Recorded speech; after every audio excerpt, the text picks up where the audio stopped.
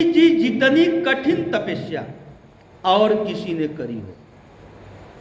गोस्वामी जी लिखते हैं, उरधरी उमा प्राणपति चरना और जाई विपिन लागी तपु करना। अवति सुकुमार नतन तप जोगू और पति पद सुमिरी तजेऊ सब भोगू। समस्त भोगों का त्याग कर दिया। और लिखते हैं गोस्वामी जी, सम्मत सहस मूल फल खाए और साग खाई 7 बरस गंवाए। साग माने एक पत्ते। इसके बाद क्या किया?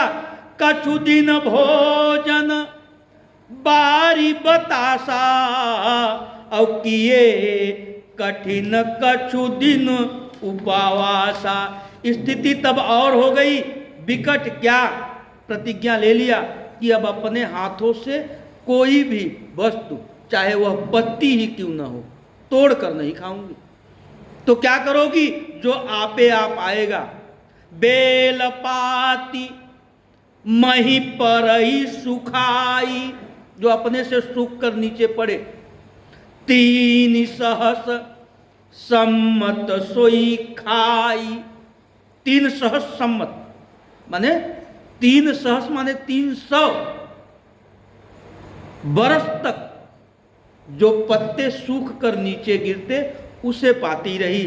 और पुनि परिहरेऊ सुखाने परना औ महीनाम तब परेऊ अपरना।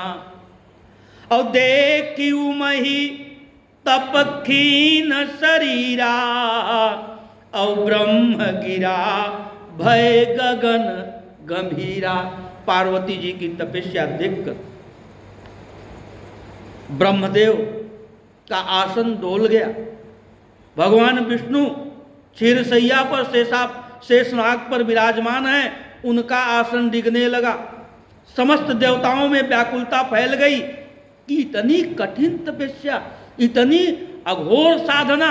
अंततो गत्वा आकाशवाणी करनी पड़ी कि हे देवी, तुम्हारी तपस्या पूरी हुई, महादेव तुम्हें मिलेंगे, इसमें कोई संदेह नहीं है। अब जब भी पिताश्री तुम्हें बुलाने आवे तो हठ त्याग कर घर चली जाना। पार्वती जी ने कहा कि माता पिता तो कितनी बार बुलाने आए, और तुम्हारे कहने पर मैं यह मान लूं कैसे कि जो हमने किया है वह पूर्ण हो गया। बोले बाबा मुझे मिलेंगे। संकेत यही है। पार्वती जी ने कहा कि देवताओं, तुम स्वार्थी हो, मतलबी हो। हमारी तपस्या देखकर शायद तुम्हारे मन में भय उत्पन्न हुआ होगा किसी बात को लेकर, इसलिए मुझे झूठी सांत्वना दे रहे हो कि किसी प्रकार मैं घर चली जाऊं, मेरी साधना अधूरी रह जाए और तुम्हारे मन में जो भय है वह दूर हो जाए। तो माता पिता तो किसी के भी हों, वे एक बार नहीं अनेक बार बुलाने आते हैं। तो यह मैं कैसे मान लूं कि तुमने जो कहा है वह सत्य है? तो अंत में देवताओं को कहना पड़ा कि जब सप्त ऋषि तुम्हारे पास आकर के तुम्हारी परीक्षा लें तब तो विश्वास करोगी कि बात सत्य है। पार्वती जी ने कहा हाँ, तब मैं मान लूंगी। देवताओं ने कहा, आवहीं पिता बोलावन जबहि हठि परिहरि घर जायेहु तबहि। पार्वती जी ने कहा ये बात मैं नहीं मानूंगी, क्योंकि माता पिता तो कितनी बार आए और गए, फिर आएंगे तो मैं मान लूं कैसे कि हमारी साधना पूर्ण हुई। तो कहा गया, मिलहि तुमहि जब सप्त ऋषि सा और जाने हूँ तब प्रवान बागीसा। जब सप्त ऋषि तुमसे मिलने आए, तुम्हारी परीक्षा लें, तब मान लेना कि तुम्हारी साधना पूर्ण हो गई है। महादेव तुम्हें पति के रूप में अवश्य प्राप्त होंगे और हमारी यह जो आकाशवाणी है सत्य है, इसमें कोई संदेह नहीं है। पार्वती जी ने कहा ठीक है, जब ऐसी स्थिति आएगी तो देखेंगे। देवता आकाशवाणी करके चले गए। पार्वती जी अपनी साधना में लगी रही। अब गोस्वामी बाबा पार्वती जी को वहाँ छोड़ करके महादेव के पास लौटे। महादेव की स्थिति क्या बनी है वर्णन तो बहुत विस्तृत आता है महादेव को लेकर के। जिस समय सती मैया ने शरीर का त्याग किया है तो ऐसी स्थिति बनी है कि महादेव विक्षिप्त जैसे पागल जैसी स्थिति हो गई है। न खाने की सुध, न नहाने की सुध, न अपने शरीर की सुध, एकदम विक्षिप्त अवस्था में जैसे पागल घूमते हैं वह स्थिति बन गई है। लेकिन उस स्थिति में भी महादेव उस कार्य को बंद नहीं किए जो हमेशा करते हैं, सदा करते हैं। क्या? प्रभु के नाम का जप और उनके नाम की समाधि में रहना और घूम घूम करके भगवान की कथा सुनना। अब यहां सती जी का शरीर छूटा है तो भोले बाबा क्या कर रहे हैं? जब ते सती जाई तनु त्यागा औ तब ते शिव मन भयउ विरागा। स्थिति यह हो गई कि अब ऐसा भाव बना कि अब पुनः गृहस्थी नहीं बसाऊंगा, क्योंकि एक बार जो कटु अनुभव मिला चाहे जिस कारण से भी, और उसके बाद जो स्थिति बनी, तो अब पुनः मैं ऐसी स्थिति में जाना नहीं चाहूंगा। विरक्ति का भाव जग गया, वैराग्य जग गया। कहते हैं जब ते सती जाई तनु त्यागा तब ते शिव मन भयहु विरागा। तो कर क्या रहे हैं? जप ही सदा रघुनायक नामा और जहाँ तह सुनहि राम गुण ग्रामा। भगवान का नाम जपना और भ्रमण करते हुए राम की कथा सुनना, एक ही काम। देखिए, जब जीवन में अच्छा समय था तब भी वही काम, और जीवन में जब बुरा समय आया तब भी वही काम। क्यों? क्योंकि शिव जी हमेशा कहते हैं कि चाहे कीन करावें सोई। इस बात को कहते हैं तो उस पर चलते भी हैं। जैसा हमने शायद प्रथम दिवस ही कहा था कि कहने को तो हम आप भी कहते हैं, लेकिन जब करने की बारी आती है तो उस पर हम चलते नहीं हैं। जैसे एक श्लोक प्रायः गाते हैं ना, त्वमेव माता च पिता त्वमेव, त्वमेव बंधु च सखा त्वमेव, त्वमेव विद्या द्रविणम त्वमेव। शब्द नहीं होते तो क्या कहते हैं? त्वमेव सर्वम मम देव। सब वही हैं, सब वही है, सब उन्हीं का है। लेकिन उन्हीं के कार्य में अगर कभी कहीं देने की बारी आ जाए तब देखो हम कितना चलते हैं उन पर। अभी परिवारी जनों में कोई बीमार हो जाए तो हम कर्जा लेने से पीछे नहीं हटेंगे, लेकिन कहीं धार्मिक अनुष्ठान हो, कथा हो, पुराण हो, सत्संग हो, कोई कार्य हो तो हम कहेंगे भैया है नहीं, क्या करें, इच्छा तो है लेकिन करे क्या, है ये नहीं है। एक संत बड़ा सुंदर भाव रखते थे। एक महात्मा गांव में जैसे कोई मंदिर था और उस मंदिर पर रहते थे, भगवान की सेवा करते थे और गांव वाले उनका बड़ा सम्मान करते थे। एक दिन उनके मन में विचार आया कि यहाँ राम कथा कराई जाए।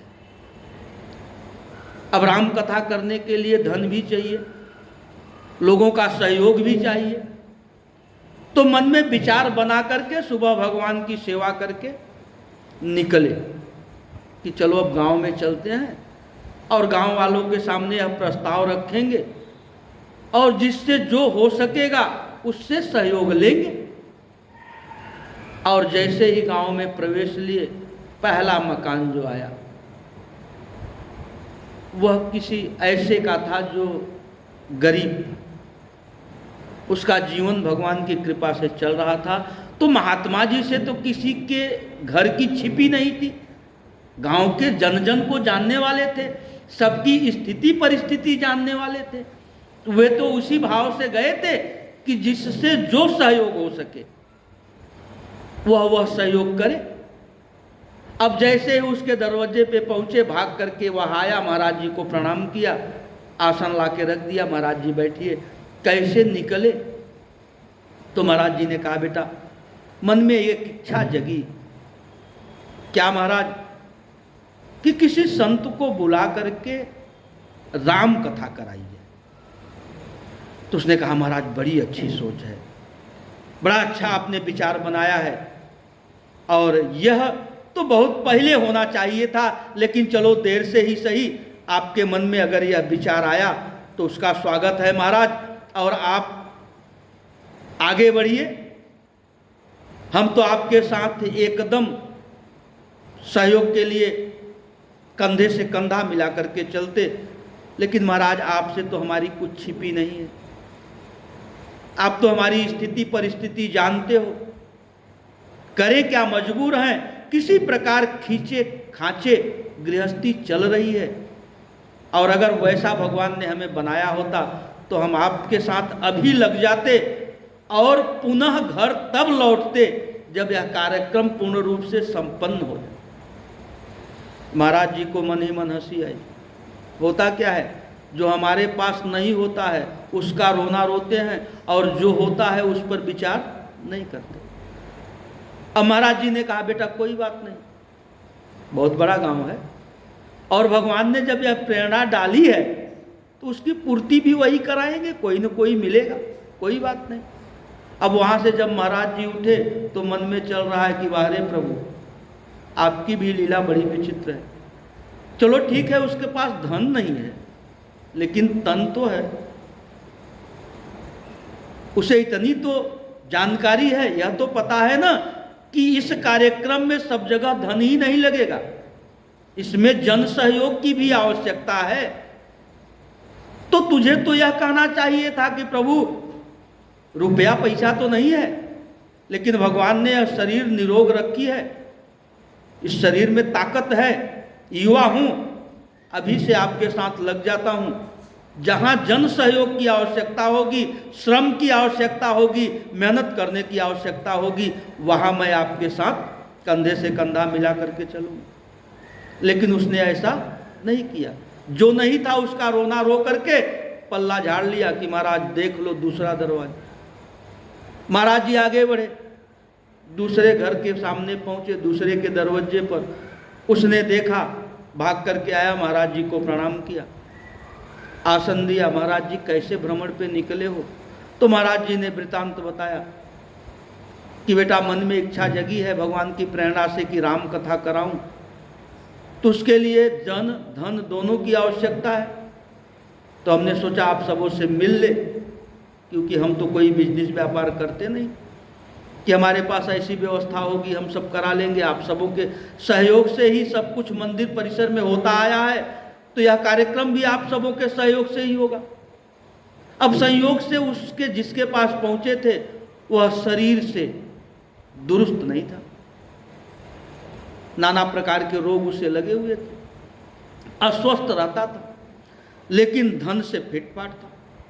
भगवान ने इतना दे रखा था कि वह चाहता तो महाराज जी से कहता कि महाराज जी कहीं भटकने की आवश्यकता नहीं है आपको, आप एक काम करिए, जलपान करिए और चलिए मंदिर पे बैठिए, बाकी की व्यवस्था सब हम देख लेते हैं। गांव वालों को एकत्रित करते हैं, उनसे जन सहयोग मांग लेंगे, भगवान की कृपा से धन ये है तो दोनों की आवश्यकता है, दोनों हो जाएगा। लेकिन उसने अब क्या रोना शुरू किया कि महाराज जी आपने जो बात कही, बात तो बड़ी अच्छी लगी और ऐसा होना भी चाहिए, बहुत दिनों से गांव में कथा नहीं हुई है, और आपने जो विचार बनाया बड़ा उत्तम है महाराज, बहुत श्रेष्ठ है, और आप आकर के यह प्रस्ताव रखे, अभी आपके साथ मैं लग जाता और आपके साथ तब तक लगा रहता जब तक यह कार्य संपन्न नहीं हो जाता। लेकिन आपसे क्या छिपी है महाराज, आपको तो पता है कि 20 प्रकार के रोग लगे हुए हैं, औषधि पे चल रहा हूँ, बड़ी मुश्किल से दिशा मैदान भी कर पाता हूँ, शरीर में ताकत नहीं है महाराज, नहीं तो आपके साथ आज ही जुड़ जाता और यह कार्यक्रम जब तक संपन्न नहीं होता तब तक आपके साथ जुड़ा रहता। महाराज जी को पुनः मन ही मन हंसी आएगी, वारे प्रभु क्या माया है आपकी। उसके पास जो नहीं था उसका रोना रोया, जो था उसके बारे में विचार नहीं किया, और इसके पास जो है उसकी बात नहीं कर रहा है, अब जो नहीं है उसका रोना रो रहा है। तो संसार की स्थिति ही इतनी विचित्र बन गई है भैया कि मानते तो सब कुछ हम उन्हीं का है, संपत्ति सब रघुपति कर आहे, सब उन्हीं की है, लेकिन जब उन्हीं के पीछे कहीं व्यय करना होता है तो हम 1000 बार सोचते हैं। जैसा कि हमने कहा ना, भगवान ने हमें 2 चीज़ ही दी, मन, बुद्धि और मन। तो बुद्धि इसलिए दिया कि बुद्धि से तुम संसार में रहो, बुद्धि से संसार में रहो, और मन मुझ में लगा के रखो। और हम संसार वाले इसे पलट दिए, मन संसार में लगा दिए और बुद्धि भगवान में लगा दी। अब परिस्थिति वही है, बनी हुई है कि सब कुछ होने के बाद भी हमारे अंदर से आनंद गायब हो गया है। आप सब आज के नवयुवकों को शायद पता न हो, लेकिन आप सब तो उस स्थिति को देखी है जब बहुत अभाव ग्रसित जीवन होता था, ये साधन सुविधाएं नहीं थी, लेकिन उस अभाव भरे जीवन में जो आनंद, जो खुशियां व्याप्त थी लोगों में, एक दूसरे के प्रति जो प्रेम था, आज सब सुख साधन होने के बाद वह है।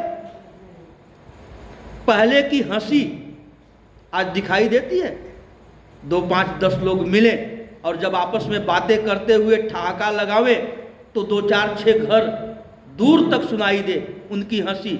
और आज स्थिति ऐसी है कि किसी बात को लेकर के हल्का फुल्का हम मुस्कुरा लेते हैं, वह हंसी तो अब निकलती ही नहीं है। तो साधन बढ़े, सुख बढ़े, लेकिन आनंद गायब हो गया। क्यों? इसलिए कि सुख हम भौतिक वस्तुओं से प्राप्त कर सकते हैं, लेकिन आनंद तो एकमात्र वही है। नंद घर आनंद भयो जय कन्हैया लाल की। क्योंकि आनंद दूसरा है ही नहीं, वही आनंद है जिसे जन्म के साथ हम खोजना प्रारंभ करते हैं। जन्म लेते ही और किसी को नहीं खोजते, पूरी उम्र मरने तक उसी आनंद को खोजते हैं। किस आनंद को? जो माता के गर्भ में मुझसे मिलता है।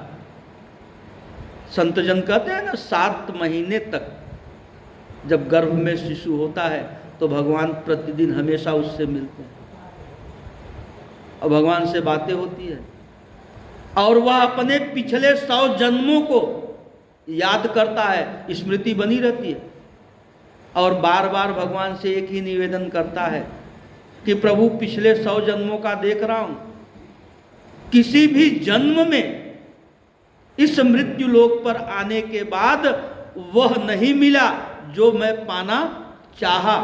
तो भगवान समझाते हैं कि बेटा, जो तू पाना चाहा है ना, वह संसार में मिलेगा नहीं, क्योंकि संसार का दूसरा नाम है दुख्यालय। इसमें जो आया है तो दुख्यालय में आया है। अब दुख्यालय में सुख आनंद खोजना पड़ेगा, इसमें से ढूंढ के निकालना पड़ेगा। तो महाराज वह कहाँ मिलेगा? तो भगवान ने कहा वह सिर्फ मेरे नाम में है, मेरे भजन में है। तो भगवान से कहता भी है कि प्रभु किसी प्रकार मुझे इस नरक से बाहर निकालो, और इस बार तो गारंटी देता हूँ कि बाहर आने के बाद और कुछ नहीं करूँगा, आपका भजन ही करूँगा। लेकिन होता क्या है, जब तक वह जीव माता के गर्भ में होता है तब तक कोई संबंध नहीं है, माया का कोई बंधन नहीं है। लेकिन जैसे ही बाहर आता है तो कितने बंधन लग जाते हैं। मम्मी पापा, दादा दादी, चाचा चाची, नाना नानी, ताया ताई, फूफी फूफा, इतने संबंध उससे जुड़ जाते हैं कि उन संबंधों के बीच में वह भगवान को दिए वचन को भूल जाता है। लेकिन होता वही है, जब बाहर आता है तो पहला शब्द जो निकलता है ना उसके मुख से, कहा कि वह कहाँ, कौन? बाहर तो बहुत से लोग दिख रहे हैं, लेकिन वह नहीं दिख रहा है जो माता के गर्भ में मुझसे मिलता था, अब ताउम्र उसी को खोजता रहता है। जैसे जैसे उसकी समझ, सोच, उम्र बढ़ती है, खोज का दायरा बढ़ता जाता है, लेकिन खोज वही है जिसे वह गर्भ में देखता था। किसकी? आनंद की। अब फर्क यह हो गया कि उस आनंद को हम भौतिक जगत में सांसारिक वस्तुओं में खोजने लगे।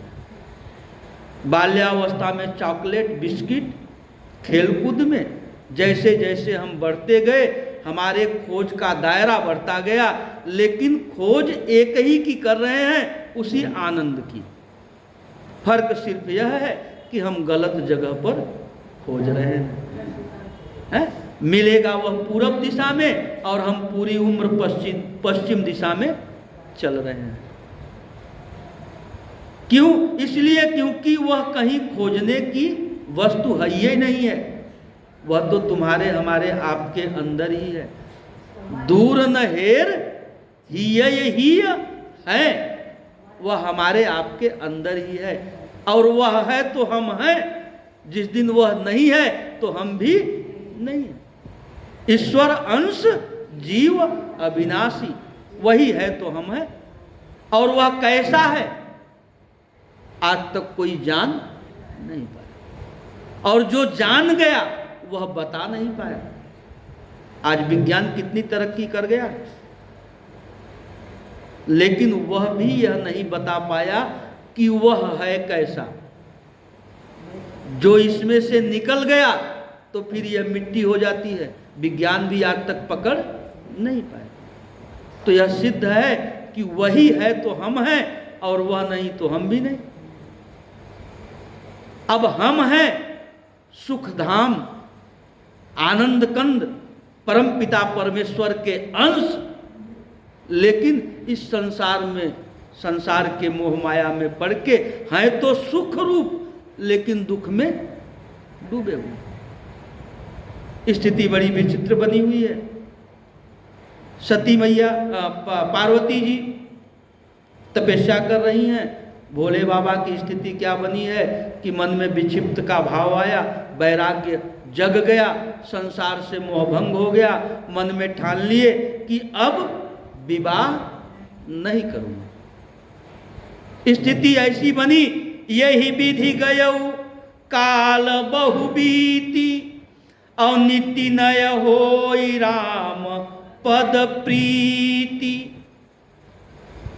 अब प्रभु के मन में विचार आया कि अगर दुख का कारण मैं बना तो अब सुख प्रदान करने का भी कारण मैं बना। क्योंकि भोले बाबा की यह स्थिति देखकर भगवान को अच्छा नहीं लग रहा, लेकिन भोले बाबा तो इसमें भी मगन है, आनंद में डूबे हुए हैं। कोई दिक्कत नहीं है, कोई ग्लानि नहीं है, कोई उलाहना नहीं है, कोई ताना नहीं है भगवान के प्रति। सोच रहे हैं कि प्रभु अगर आपको इस स्थिति में मेरे रहने से खुशी मिल रही है तो मैं इसमें भी आनंद से हूँ, आपसे कोई गिला शिकवा नहीं, कोई ताना उलाना नहीं। जैसे भी, जैसे संत जन कहते हैं ना कि अगर रोने से, मेरे रोने से आपको आनंद मिल रहा है प्रभु तो मैं रोऊंगा, मेरे हंसने से आपको आनंद मिल रहा है तो मैं हंसूंगा। तो यहाँ महादेव की सोच तो ऐसी है, लेकिन भगवान के मन में विचार आया कि नहीं। अब पार्वती जी को नारद के माध्यम से यह सीख प्रदान कर दी। पार्वती जी तपश्चर्या में लगी हुई हैं, महादेव को पाने की जितनी भी साधना है सब पूर्ण कर चुकी हैं, लेकिन अब भोले बाबा भी विवाह के लिए तैयार हों तब तो यह विवाह होगा। तो एक तरफ तो नारद के माध्यम से काम बना दिया, अब दूसरी तरफ स्वयं जा रहे हैं। एक बड़ा सुंदर